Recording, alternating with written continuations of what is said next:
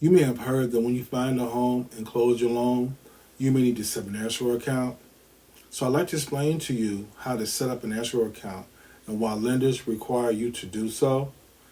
Think of an escrow account as a piggy bank where money is set aside each month to pay your property taxes, homeowners insurance, and mortgage insurance.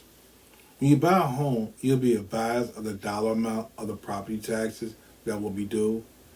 It'll be based on the most recent property tax payments, which can change from year to year. At the time of closing, you'll need to purchase homeowners insurance. Yep, you can choose your own insurance agent, and you'll need to pay the first year's premium. That means you're paying for 1 year's worth of insurance in advance. On some loan programs, you'll have to pay mortgage insurance.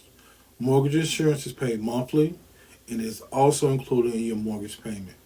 Now, mortgage insurance is not an insurance in case you die to pay off the mortgage. The money goes into a fund that is set up by either the government or a private company to pay off the loan in case you fail to make your monthly payments and the house goes into foreclosure.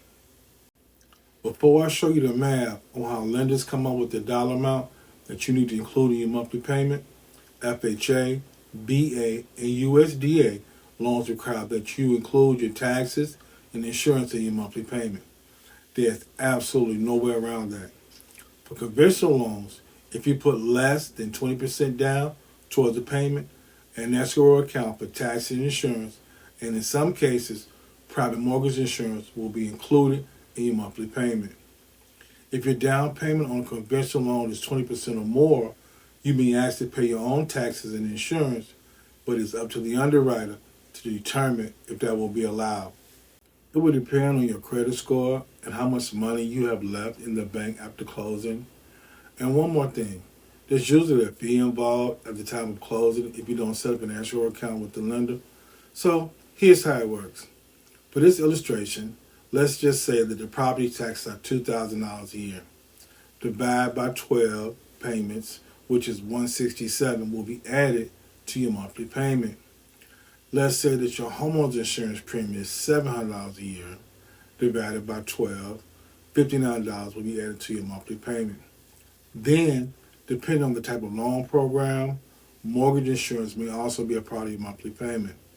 For this illustration, let's say that it's $62 a month. One more assumption here. Let's say your monthly principal and interest payment that goes towards the loan is $1,000 per month, adding $167 for taxes, $59 for insurance, and $62 for mortgage insurance. Your total payment will be $1,288. There's something else that you need to know about. At the time of closing, there's a category that lenders call prepaid items, which means that at closing, you have to pay a little extra money to get the escrow account started so that you have enough money in the account when the tax and insurance come due. I will personally verify this information and dollar amount needed when you review your good faith estimate of the money needed to close your loan. One more thing, if your taxes or insurance increase or decrease, the dollar amount will be reviewed and can change the monthly payment from year to year. So thanks for viewing this Homes and Loans class, and when you're ready to buy your next home, please consider contacting me.